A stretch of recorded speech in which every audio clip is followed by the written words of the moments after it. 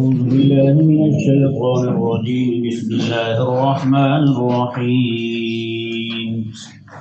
ألم تر إلى الذين أوتوا نصيبا من الكتاب يؤمنون بالجبت والطاغوت ويقولون للذين كفروا هؤلاء أهدى من الذين آمنوا سبيلا. أولئك الذين لعنهم الله ومن يلعن الله فلن تجد له نصيرا. سبحان اللہ سبحان اللہ. اس آیہ مبارکہ کا شان نزول یہ ہے کہ جب احد ہوا، غزوہ احد کے بعد پہلے غزوہ بدر ہوا، غزوہ بدر کے بعد مشرکین بھی سہم گئے، کچھ یہودی زیادہ بزدل تھے وہ بھی سہم گئے. تو جیسے احد ہوا اس میں اہل اسلام کے لوگ جو ہیں وہ شہید ہوئے. تو ان کو یہودیوں کو بنو نذیر کے یہودی تھے، کعب بن اشرف اور حیی بن اخطب، دو بندے، انہیں شوق چڑھا کہ کیوں نہ مشرکین کو ساتھ ملا کر ان کے جو لوگ باقی ہیں ان کا بھی صفایا کر دی جائے. نعوذ باللہ من ذالک. تو یہ لوگ جو ہیں دونوں مدینہ سے مکہ گئے، وہاں جا کر مشرکین کو بھڑکانے لگے انہیں، اور نعوذ باللہ من ذالک کیونکہ یہ تو مدعی توحید تھے، توحید کے دعوے دار تھے اور آخرت کو ماننے والے تھے، جبکہ مشرکین نہ توحید کو مانتے تھے نہ آخرت کو مانتے تھے. لیکن باوجود اس کے انہوں نے جا کر ان کے ساتھ سمجھوتا کیا، مشرکین کے ساتھ، اور انہوں نے کہا کہ ان کے شرک کی تعریف کی، ان کے شرکیہ کاموں کی تعریف کی، اور ان کے اور بھی بہت سارے کاموں کی تعریف کی، اور یہاں تک کہ ان کو خوش کرنے کے لیے، راضی کرنے کے لیے بتوں کو 2-4 سجدے پہ ٹھوک دیے. ٹھیک ہے نا جی، یہ ان کے عالم تھے. آج لوگ حیران ہوتے ہیں کہ جناب پرویز کھٹا جو ہے یہ کیسے جا کے ماتھے پہ تلک لگا لیتا ہے مندر میں جا کے. جی بلاول بھٹو جو ہے وہ جناب مورتی پہ دودھ کیسے چڑھا لیتا ہے. جی عمران خان جو ہے جو رسول اللہ علیہ السلام کی بارگاہ میں جائے تو ننگے سر جاتا ہے، لیکن گرو کے جنم استھان میں چلا جائے تو وہاں جا کے یہ ان کی ٹاکی باندھ لیتے ہیں سر پر. یہ کیسے کر لیتے ہیں سارے؟ تو آپ یہ دیکھیں یہ آج سے نہیں بڑے دنوں سے کر رہے ہیں. جی یہ ایک سچا لطیفہ ہے. بات یہ نہیں کہ ہنسنے والی ہے لیکن بات سچی ہے. ایک بندہ ایم پی کا الیکشن لڑ رہا تھا، وہ ایک مسجد میں گیا تو ایک طرف سے بندہ نماز پڑھ رہا تھا، وہ ہاتھ چھوڑ کے پڑھ رہا تھا، پتہ نہیں کون پڑھتے ہیں، ہاتھ دونوں چھوڑے ہوئے تھے. دوسری طرف بندہ کھڑا پڑھ رہا تھا نماز، وہ بھی کچا پکا سنی تھا، وہ ہاتھ باندھ کے نماز پڑھ رہا تھا. اب اسے مصیبت نے پھنسایا، یہ درمیان میں کھڑا ہو جاتا. اس نے کہا یہ دونوں اونتری کے ہاتھ باندھتا ہوں تو یہ ووٹ نہیں دیتا، چھوڑتا ہوں تو یہ ووٹ نہیں دیتا، اب میں کیا کروں. اس نے کیا کیا، جو ایک اس طرف دوسرا کھڑا تھا ہاتھ چھوڑ کے پڑھ رہا تھا، اس نے وہ والا ہاتھ چھوڑ دیا، یہ سنی والا ہاتھ باندھ لیا. اس طرح انہوں نے کہا دونوں کو ووٹ لینا آپ ہم. جی تو یہ ایسے ذلیل ہوتے ہیں، ان کے نزدیک دین کی کوئی قدر و قیمت نہیں ہوتی. تو یہ جو یہودی یہ گئے تھے وہاں جا کر انہوں نے ان کو مکے کے مشرکوں کو یہی کہا، انہوں نے کہا کہ تم زیادہ ہدایت پر ہو محمد صلی اللہ علیہ وسلم سے اور ان کے صحابہ سے. اندازہ لگائیں. آج یہی نہیں کر رہے. یہ جو ہے سارے جا کر کے قادیانی وہ کہتے ہیں آپ ہمیں ووٹ دیں، آپ مولوی خادم سے بہت اچھے ہیں، آپ جناب مسلمانوں سے بہت اچھے ہیں، ہم آپ کو وہ دے دیں گے، ہم آپ کو یہ دیں گے، ہم آپ کو وہ دیں گے. 1 کروڑ نوکریوں کا اعلان کیا تھا اس نے، اربوں سے کروڑوں سے 22 کروڑ سے روٹی چھین لی اس نے. کہتے ہیں ابھی تک تو وہ کرسی پہ صحیح طرح بیٹھا بھی نہیں تھا، اس کو اتار دیا. کون سی ایسی کرسی جس میں 3.5 سال 3.5 سال 4 سال لگ جاتے ہیں بیٹھتے ہوئے سیٹ ہوتے ہوئے بندے کو. یہ آپ نے سنا نا اسد عمر کا بیان جس نے جا کے مرزائیوں کو کہا ہے کہ ہم آپ کو سارا کچھ کریں گے، آپ ہمیں ووٹ دیں، آپ ہماری حمایت کریں. بتائیں اتنا بھی بندہ کوئی گیا گزرا ہوتا ہے. میں حقیقت کہہ رہا ہوں، یہ آیت مبارکہ جو ہے نا پوری کی پوری یہ جو مضمون آج شروع ہو رہا ہے، یہ کل سے یہودیوں کے متعلق بیان شروع ہوا، تو آج بالکل یہی جو میں نے آپ کے سامنے شان نزول بیان کیا ہے یہ خاص اس موقع کے لیے نہیں ہے، یعنی یہ کردار جو ہے یہ ہمیشہ سے پایا جا رہا ہے اور قیامت تک یوں ہی ہوتا رہے گا. یہ وقت ہوتا ہے فیصلے کا کہ تم نے اپنی سیاسی وفاداریاں دیکھنی ہے یا دین کی وفاداری دیکھنی ہے. اپنی سیاست کو دیکھنا یا دین کو دیکھنا ہے. انہوں نے کیا کیا بھائی، وہ تو خدا کو ایک ماننے والے تھے، لیکن جا کے انہوں نے ماتھا ٹیک دیا ان کے بتوں کو، صرف انہیں خوش کرنے کے لیے، اپنے ساتھ لگانے کے لیے، اور وہ بھی رسول اللہ علیہ السلام کی مخالفت میں، وہ بھی دین متین کی مخالفت میں. یہی آج کر رہے ہیں. یعنی کون سی نعوذ باللہ من ذالک بتائیں نا جی. ہمارے مسلمانوں کے مساجد ہندوستان میں گرائی جا رہی ہیں، اور یہاں سکھوں کو جناب یہاں ان کے گردوارے میں آنے کے لیے انہوں نے بارڈر کھول دیا، بغیر ویزے کے آئیں جائیں مفت، کوئی مشکل نہیں ہے ان کو، بتائیں. اور یہ در پردہ کیونکہ وہاں سے صرف 40-45 کلومیٹر قادیان ہے. یہ نام صرف ان ذلیلوں کا تھا، خوش کرنا ان کو مقصود تھا، اندر کھاتے ان کو راضی کرنا مقصود تھا ان کا. بظاہر یہ کر رہے تھے ہم تو سکھوں کے لیے کر رہے ہیں، لیکن حقیقت میں ان کو بھی آنے کی جہاں اجازت دی تھی. یہ بات چلی نا، وہ ٹی وی پہ ایک ویڈیو آئی ہوئی ہے کہ جناب یہاں سے ربوے سے قرآن پاک جو ہے وہ چھاپ چھاپ کے غلط ترجمہ والے باہر بھیجے جا رہے ہیں. یہ کن کی حکومت میں ہوا ہے؟ یہ کتنے عرصے سے کام چل رہا ہے بتائیں بھائی. ابھی وہ کام زور پکڑ چکا ہے. یہاں پہ بیٹھ کے کوئی بندہ بات کر دے، دوسرے جناب وہ 7 سمندر کے پار بھی چلا جائے، 7 درجنوں کے نیچے بھی چلا جائے، اسے ڈھونڈ لیتے ہیں. لیکن خدا رسول کی مخالفت اور ختم نبوت کے انکار پر کتابیں چھپ چھپ کے پوری دنیا میں پھیل رہی ہیں، وہ یہیں سے جا رہی ہیں، کسی کو پتہ نہیں چلتا. بھئی ہم یہاں سے کتاب لے کے جائیں نا، باہر ایئرپورٹ پہ جائیں تو کتابیں کھول کے دیکھتے ہیں، ہاں بھی کون سی کتاب ہے اور اس میں کیا لکھا ہوا ہے. ہمارے ساتھ ہوا ہے، تلاشی لیتے ہیں باقاعدہ کیا لکھا ہوا دکھائیں گے اس میں.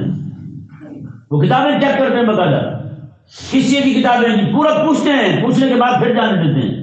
لیکن آپ کو یہ حیرانگی ہوگی کہ ان لوگوں کی بات پر یار اتنا بھی بندہ گر سکتا ہے اپنے ایمان کا، اتنا بھی سودا کر سکتا ہے. وہ کریمہ علیہ السلام نے ارشاد فرمایا نا، میں قیامت کے قریب لوگ جو ہے چند ٹکوں کی خاطر اپنا دین بیچ دیں گے. وہ یہی لوگ تھوڑے پیسے کی خاطر اپنا دین بیچ دیں گے. وہ جو آیات کریمہ پڑھتے ہیں قرآن پاک میں، یشترون الضلالۃ، انہوں نے اپنا دین بیچ دیا، گمراہی خرید لی، دین بیچ دیا، گمراہی خرید لی. وہ یہی تو تھے، یہودی نے یہی کیا تھا کہ اپنے انہوں نے کہا کہ ہماری گدی بچی رہے، ہماری گدی بچی رہے، ہماری سیٹ بچی رہے. اسی لیے تو وہ آقا علیہ السلام کی مخالفت میں مدینہ سے چلتے ہیں یہودی، وہاں جا کر سیاسی کٹ جوڑ کرتے ہیں اور اپنی سیاست کی خاطر اپنا دین برباد کر دیتے ہیں. بتائیں. اور وہ تھے مولوی. یعنی آپ دیکھیں اس وقت کے کلے والے پگڑی والے نور الحق تھے وہ، جس سے بجایا مسئلہ اس وقت نور الحق تھے وہ. آج بھی نور الحق موجود ہے. جو کہتے ہیں عمران خان سے بڑا عاشق رسول پوری دنیا میں ہے ہی کوئی نہیں. بتائیں جی. اب اس کی آڈیو لیک، کبھی ویڈیو لیک، کبھی سپر لیک، کبھی کچھ لیک، کبھی پناما لیک، کچھ نہ کچھ ان کا لیک ہو ہی رہا ہے. اور نیچے ان کے چوڑے ایسے بیٹھے ہیں، وہ مشورے دے رہے نہیں جی یہ تو ویڈیو کوئی بھی بنا سکتا ہے، آڈیو کوئی بھی بنا سکتا ہے. میں نے کہا ٹھیک ہے، کیمیکل کا دور ہے، ٹیکنالوجی بڑھ گئی ہے آگے، بھائی کوئی بھی بنا سکتا ہے. اور ایک کہتا ہے جی یہ جھوٹی ویڈیو ہے، دوسرے صفائیاں دے رہا ہے ٹیکنیک ڈبو. کہتے بڑی بغیرتی والی بات ہے، گھر کی ویڈیو آڈیو جو ہے وہ بھی لیک کر دی جائے. یہ تو گھر والوں سے پوچھو بھی کیوں لیک ہوئی ہے ہماری، ہے یہ نہیں ایسا؟ تو بھائی خدا کے لیے ان کے پیچھے چلو گے تو یہ رسوائی ہوگی، یہ ذلت ہوگی. قرآن کریم میں کیسے بیان فرمایا ان کے بارے میں. اور آگے دیکھیں رب تبارک و تعالیٰ نے الفاظ کا ارشاد فرمایا، یہ مضمون دیکھیں. الم تر الی الذین اوتوا نصیبا من الکتاب یؤمنون بالجبت والطاغوت. میں کیا آپ نے نہیں دیکھا ان لوگوں کی طرف اہل کتاب میں سے جنہیں کتاب دی گئی تھی، یؤمنون بالجبت والطاغوت، وہ بت پر اور طاغوت شیطان پر ایمان لا رہے ہیں. یعنی یہ جا کے انہوں نے جو سیاسی گٹھ جوڑ کیا ان کے ساتھ، اسی چیز کو رب تبارک و تعالیٰ فرما رہا ہے یہ بت پر ایمان لا رہے ہیں. اگر تو سیاسی طور پہ کہا تھا، ہم نے مذہبی طور پہ تھوڑا کہا تھا، ہم نے دینی طور پر ایمان تھوڑا لایا تھا، ہم نے تو اوپر سے سجدہ کر دیا تھا، ہم نے تو اوپر سے تلک لگا لیا تھا ماتھے کو، ہم نے تو اوپر سے جناب حرکت کر لی تھی، وہ جا کے بت کو غسل دلایا تھا دودھ کے ساتھ، اوپر سے کیا تھا ہم نے. رب تبارک و تعالیٰ نے ارشاد فرمایا نا یؤمنون بالجبت والطاغوت، جن کی پوری زندگی ایمان کی حالت میں گزری ہے، رب تبارک و تعالیٰ کو ایک مانتے رہے، ایک بار ماتھا ٹیکنے کی وجہ سے وہ بھی سیاسی فائدہ حاصل کرنے کے لیے رب نے فرمایا یہ اسی پر ایمان لا چکے ہیں، کافر ہو چکے ہیں. یؤمنون بالجبت والطاغوت، میں یہ اسی پر ایمان لا چکے ہیں. جبت بت کو کہتے ہیں، طاغوت شیطان کو کہتے ہیں. کیونکہ یہ شیطان کے بہکاوے میں آ گئے نا. محبوب کریم علیہ السلام کے دین کے خلاف کسی طرح کا بھی سمجھوتا کرنا یا گٹھ جوڑ کرنا یا کسی کے ساتھ ہمدردیاں جتلانا، رب تبارک و تعالیٰ اسے کیا فرما رہا ہے؟ یؤمنون بالجبت والطاغوت، میں یہ شیطان پر ایمان لا چکے ہیں اور بتوں پر ایمان لا چکے ہیں. بتائیں نا بھائی، وہ کافر ہو، خالص کافر ہو ہیں جی، اس کی تعظیم کے لیے جانا یہ کچھ شرک نہیں ہے؟ اس کی تعظیم کرنا شرک نہیں ہے؟ یہ کفر نہیں ہے؟ تو بتائیں، یہ جا کے گھنٹے کھڑکا رہے ہیں ان کے بتوں کے، یہ گھنٹے کھڑکانا جو ہے نا اسے اجازت لینے کے لیے ہوتا ہے. اور مدد کے ساتھ کئی سارے ہمارے بہلے چوڑے جو ہیں یہ بھی جا کے درباروں کو پہلے جا کے گھنٹے کھڑکاتے، بابا اٹھ جا آ گئے نصیب. یہ کیا طریقہ ہوا بھائی؟ جا کے دربار کے پہلے گھنٹے کھڑکاتے ہیں. بھائی خدا کے لیے کچھ تو فرق رہنے دو یار. وہ بزرگ کا مزار ہے، اللہ تبارک و تعالیٰ کا ولی ہے، زندگی ساری توحید کے لیے لڑتا رہا ہے وہ. تو نے جا کے اسے اور بدھ کو اکٹھے بھی جیسا کر دیا ہے؟ کیوں کھڑکاتے ہو دروازہ؟ یہ تو بتائیں. اگر کہتے جی ایک بندے کو میں نے پکڑ لیا اسی طرح، وہ جا کے کھڑکا رہا تھا دروازہ، میں نے کیوں کھڑکا؟ کہتے ہیں جاتے رہا. میں نے کہا پھر بزرگوں نے کیا تو آیا اندر، کہتے کیا تھا نہیں. میں کہا مارا چپیٹ نکل باہر. میں کہا سورت ہوں. میں کہا پھر بڑا کیوں ہے تو اندر؟ بھائی جب تو اجازت ہے دروازہ کھڑکایا ہے، جب تم نے دروازہ کھڑکایا، جب تک اندر سے آواز نہ آئے آ جائے سیدھے اندر تو پھر اندر کیوں گیا تمہیں بتا؟ عجیب بد دماغ لوگ ہیں، تو سمجھ نہیں آتی. کہیں پہ کریم آقا صلی اللہ علیہ وسلم کی احادیث مبارکہ میں پوری شریعت میں ایسی کوئی بات ہے ہی نہیں. کہیں آپ کہیں قبر پہ جاؤ تو اجازت مانگو پہلے تو. اللہ اکبر کبیرہ. یہ دیکھ لیجیے آیت مبارکہ، اللہ تبارک و تعالیٰ نے ارشاد فرمایا کہ وہ ایمان لاتے ہیں جبت پر اور طاغوت پر. وَيَقُولُونَ لِلَّذِينَ كَفَرُوا، اور یہ کافروں کو کہتے ہیں. کنہیں کہتے ہیں؟ کافروں کو کہتے ہیں. لِلَّذِينَ هَؤُلَاءِ أَهْدَىٰ مِنَ الَّذِينَ آمَنُوا سَبِيلًا، وہاں کھڑے ہو کے کہتے ہیں کہ أَهْدَىٰ مِنَ الَّذِينَ آمَنُوا سَبِيلًا، یہ مکے کے مشرک جو ہیں یہ سارے کے سارے مدینے والے اہل ایمان سے بہتر ہیں، یہ ان سے زیادہ ہدایت پر ہیں. ہاں یہ بتوں نے بولے گا کہ ہدایت والے یہ ٹھیک ہے. اور آج بھی ہمیں کہتے ہیں جی انگریز جو ہے وہ مسلمانوں سے اچھا ہے. بتائیں اگر ایک بار یہودی یہ کہہ دیں کہ مشرک مومنوں سے اچھے ہیں تو رب تبارک و تعالیٰ انہیں کیا فرمائے ہیں؟ رب فرمائے کہ یہ بتوں پر ایمان لا چکے ہیں، شیطان پر ایمان لا چکے ہیں، رب پر ان کا ایمان نہیں رہا، ایمان ان کا گیا. اتنا تو مانتے تھے نا وہ رب ایک ہے اور قیامت کو مانتے تھے، شیطان کو نہیں مانتے تھے. رب نے فرمایا ایمان لا چکے ہیں اس پر. صرف اتنا کہنے سے کہ تم ہدایت والے ہو، ان سے انہیں کوئی پتہ نہیں ہے کسی راہ ہدایت کا. تو آج جو ہمیں کھڑا ہو کہہ رہا ہے کہ انگریز جو ہے برطانیہ کا انگریز، امریکہ کا انگریز، وہ فلانے کافر ڈھمکانے کافر جو ہیں وہ تم سے زیادہ ہدایت والے ہیں، تو بتائیں رب تبارک و تعالیٰ انہیں فرمایا کہ یہ کافر ہو چکے. اگلی آیت مبارکہ میں بڑا رب تبارک و تعالیٰ کا جو ان کی شان میں ہونا چاہیے وہی فرمایا رب نے. وہ دیکھیں آپ، رب تعالیٰ نے ارشاد فرمایا اولئک الذین لعنهم اللہ، یہی ہیں وہ لوگ جن پر اللہ نے لعنت کر دی، جن پر لعنت ہوئی، یہ لعنتی ہو گئے ہیں. کیا کہنے سے؟ اتنا کہنے سے کہ اب جیسے ہمیں کہتے ہیں جناب مولوی تو وہی چلے گئے، یہودی چلے مسلمانوں سے تو وہی اچھے. کیوں اچھے بھائی؟ ایمان کی دولت رب تبارک و تعالیٰ کو ایک ماننا، رسول اللہ علیہ السلام کو نبی اور آخری نبی ماننا.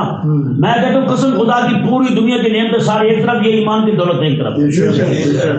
بتائیں پھر یہ تو دولت ہے نا مومنوں کے پاس، آخری ایمان کے پاس ہے نا، تو پھر مومنوں سے پڑھ کر کافر کیسے اچھے ہو گئے؟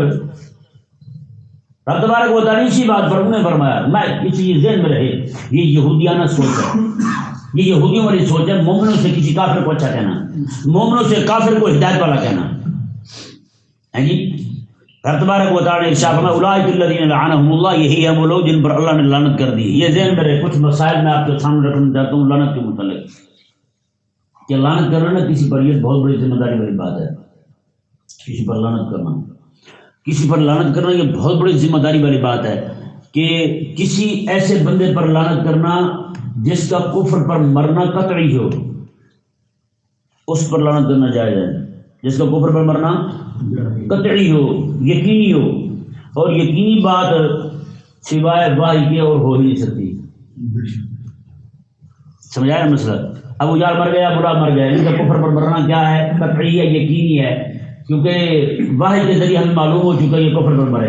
اور ان کے علاوہ کوئی بھی بندہ ہے جو چاہے زندگی ساری کافر رہا ہے نا، کافر مرنے کے بعد بھی ہمیں تو نہیں پتا، ممکن ہے وہ مرتے ہوئے کلمہ پڑھ گیا ہو، کتنے سارے لوگ ہیں ایسے جو ہمارے مسلمانوں کے قبرستان میں دفن ہوں لیکن زندگی ساری وہ بہروپی بنے رہے ہوں، اپنے آپ کو مسلمان کہتے ہیں، ہوں وہ ہندو، ہم نے دفن کر دیا اپنے قبرستانوں میں۔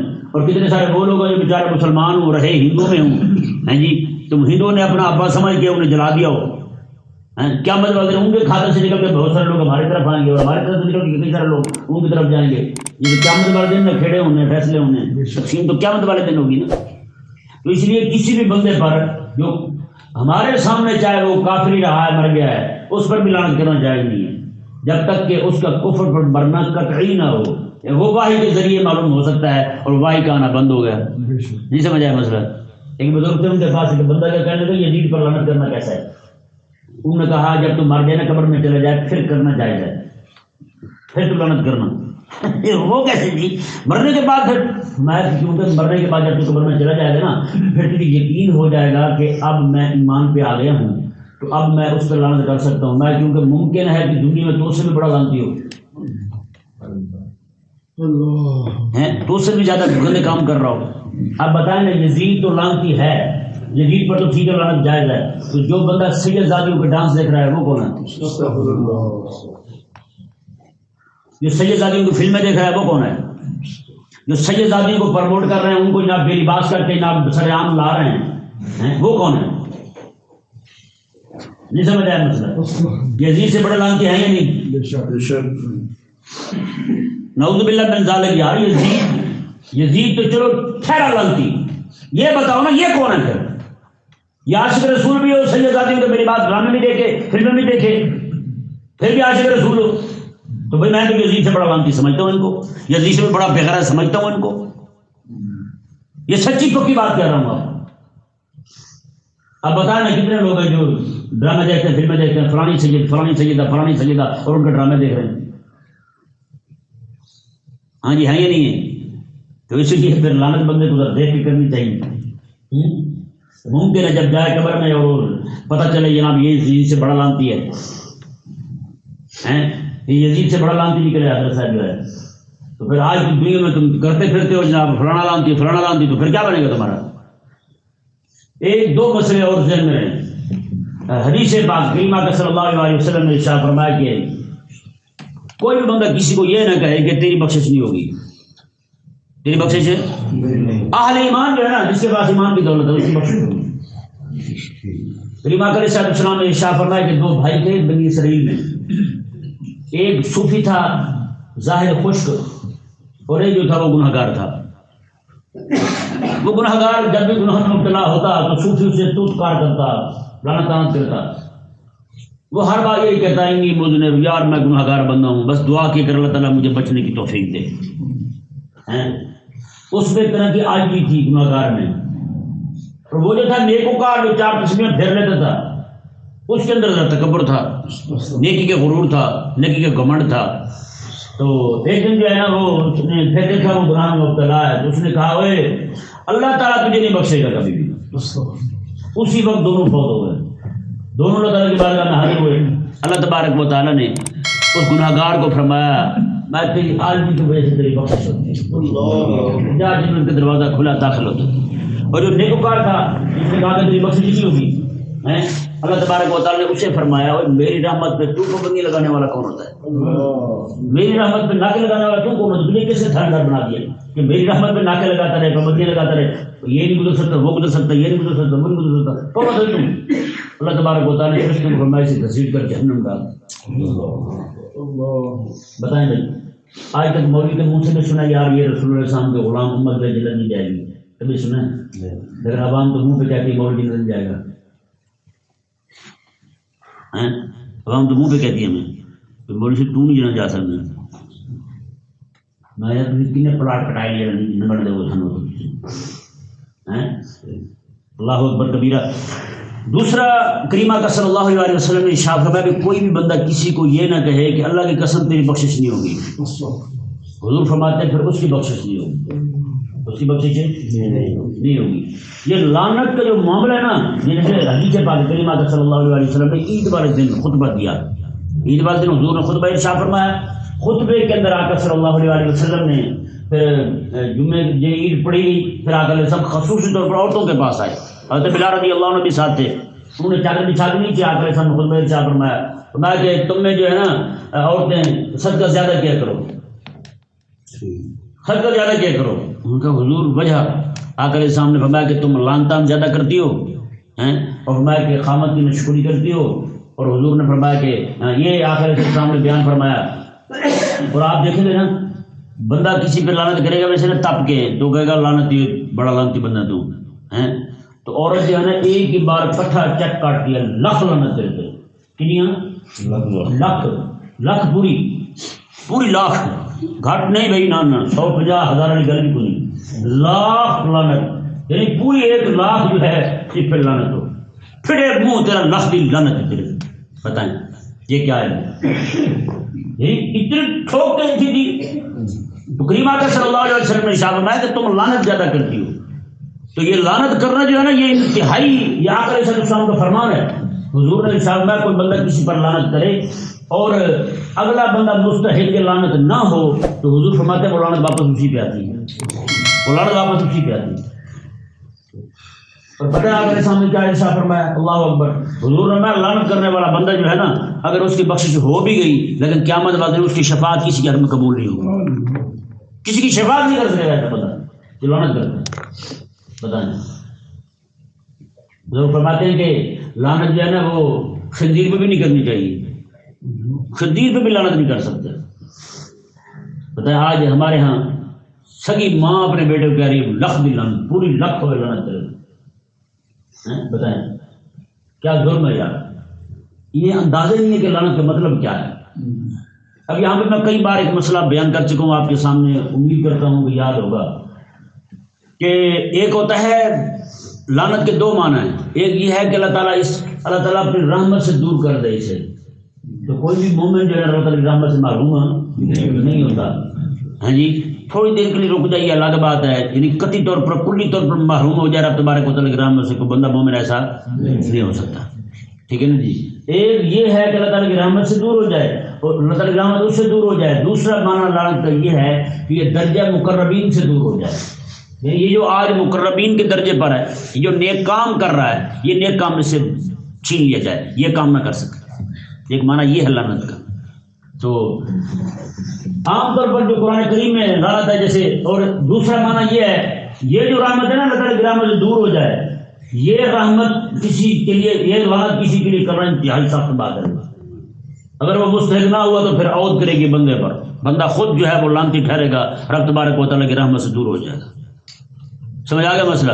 اور دوسرا یہ کسی وصف پر لعنت کرنا, کسی وصف پر, جیسے قرآن کریم نے بیان کیا کسی ذات پر نہیں کسی وصف پر. لعنت اللہ علیہ العالمین, جھوٹوں پر لعنت ہو, جھوٹوں پر رب کی لعنت ہو, چوروں پر رب کی لعنت ہو, نبی علیہ السلام کے دین کی مخالفت کرنے والے پر رب کی لعنت ہو.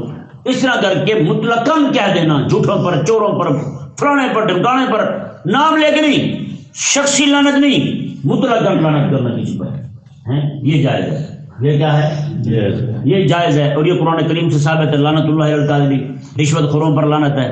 یہ نہیں کہ فلانا پولیس والے پر لعنت ہو, نہیں یہ نہیں کہہ سکتے آپ. یہ کہہ سکتے کہ رشوت خوروں پر لعنت ہو. سمجھ آ گیا مسئلہ؟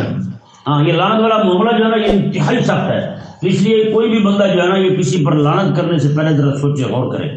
اور کریم آقا علیہ السلام نے جو ارشاد فرمایا کہ عورت جو ہے وہ ناشکری کرتی ہے, اپنے خامد کی ناشکری کرتی ہے. فرمایا حضور نے کہ جتنی مرضی خیر خائی کر لے اس کا شوہر, جب بھی کوئی اختلاف ہوگا تو یہی کہے گی میں نے آج تک تجھ سے کوئی خیر نہیں دیکھی, آج تک کچھ چنگا کام میں دیکھے کو نہیں تیرے کو.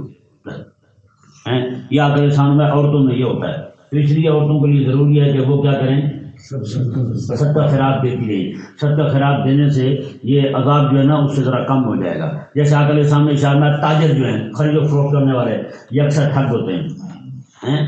بس ایک کھڑک پہ پہنچ گیا, یہ بس ملتان کیوں کی, بس فون رکھے بندہ آپ 10 کنے بندہ پہنچا, کب پہنچا وہاں سے روانہ بھی نہیں ہوا ہوتا. بتائیں آقا علیہ السلام نے اشارہ فرمایا ایسا تاجر جو ہے اسے بھی چاہیے صدقہ خیرات دیتا رہے. کیا کرے؟ صدقہ خیرات دے. اکثر دیکھے ہوتے ہیں جھوٹ بولتے ہیں، ان کے کاروبار میں معاملات میں بہت زیادہ اس طرح کے مسئلے کرتے ہیں. آقا صاحب مسند احمد بن حنبل میں یہ حدیث پاک موجود ہے. آقا صاحب نے ارشاد کہ ان کو چاہیے یہ صدقہ خیرات دیتے رہیے، معاملات میں بڑی گڑبڑ کرتے ہیں. بتائیں تو یہ اس وقت آقا صاحب نے ارشاد تھا، اور آج کھلے عام دیکھ رہے ہیں. ایک بزرگ تھے، ان کے پاس ایک تاجر تھا، وہ بندہ آتا تھا، وہ آ کے ایک بار کہنے لگا میرا 21 کروڑ نقصان ہو گیا. اگلی بار آیا کہتا 25 کروڑ نقصان ہو گیا. وہ بزرگ بڑے غمگین ہوتے ہیں، اس کے لیے دعا کرتے ہیں. ایک بار انہوں نے فرمایا یار اتنا تجھے نقصان ہوتا ہے کاروبار میں تو پھر کاروبار بدل کیوں نہیں لیتا؟ تو وہ کہنے لگے جی میں اصل میں سال کے شروع میں یہ عہد کرتا ہوں کہ اس بار میں نے 50 کروڑ کمانا ہے. کتنا کمانا ہے؟ 50 کروڑ کماتا ہوں. کہتا جب سال اینڈ ہوتا ہے تو اس میں 25 کروڑ کما پاتا ہوں تو پھر آپ کو کہتا ہوں کہ 25 کروڑ کا نقصان ہو گیا، دعا کریں.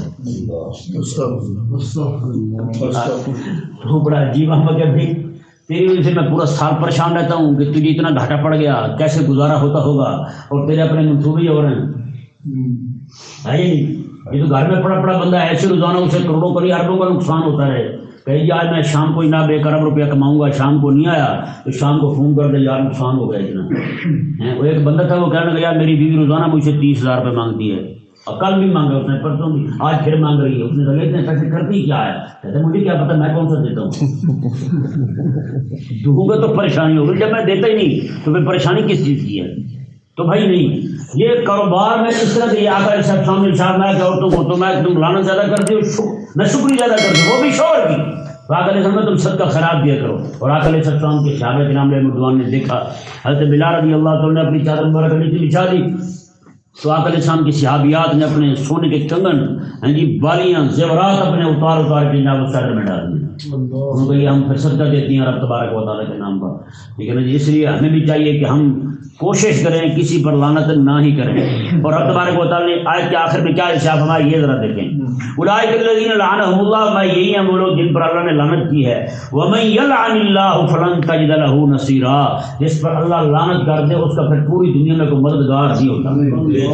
ہاں پوری دنیا میں اس کا کوئی مددگار ہے نہیں ہوتا. جس پر اللہ لعنت کر دے اس کا کوئی مددگار ہے نہیں. تو پھر بڑے بڑے بھی آ کر کے اس کو نہیں بچا سکتے. بڑے بڑے ملک بھی اکٹھے ہو جائیں اسے بچانے کی کوشش کریں، کوئی بچا سکتا نہیں ہے. اللہ تبارک و تعالی سمجھنے کی توفیق عطا فرمائے. آمین.